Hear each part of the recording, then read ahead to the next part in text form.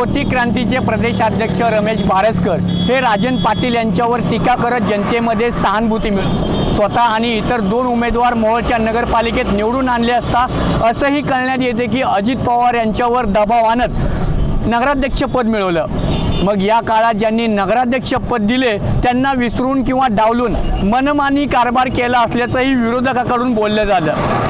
मग या काळात त्यांनी अनेक विकास कामे खेचून आणले, पण तेही निकृष्ट दर्जाचे कामे झाले असल्याचं आणि ते मोहोळ शहरवासियांनी पाहिलेही आणि अनुभवलेही असल्याचं देखील बोललं गेलंय। आता पुन्हा निवडणुका जवळ येताच राजन पाटील यांच्यावर टीकेचे पुन्हा जोड उठवून जनतेची सहानुभूती मिळवत असलेल्या अकार्यक्षम कामावर केलेल्या पांघरून घालत जनतेसमोर जाण्याचा तर प्रयत्न नाही ना। मग राष्ट्रवादी पक्षात पडलेल्या फुटीनंतर रमेश बारसकर हे शरद पवार यांच्या गटात गेले।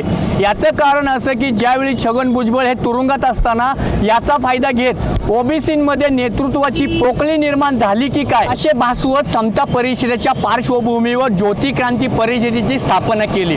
मग यातून मी ओबीसींचा चेहरा दाखवत असताना छगन भुजबळ हे बाहेर आल्यानंतर काही काळ बारसकर हे चिडीचूप झाल्याचंही दिसून आले।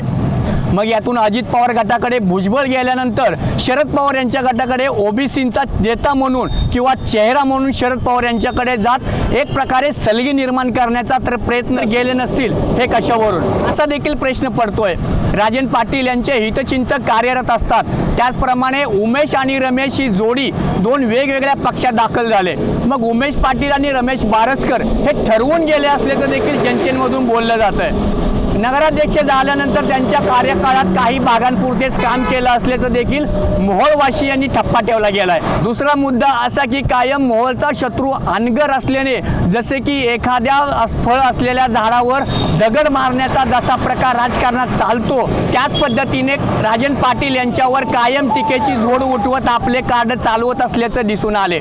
मग यातून मोहोळ अनगरमध्ये द्वेष निर्माण करण्याचा प्रयत्न करत असल्याचं देखील नागरिकांमधून बोललं जातं।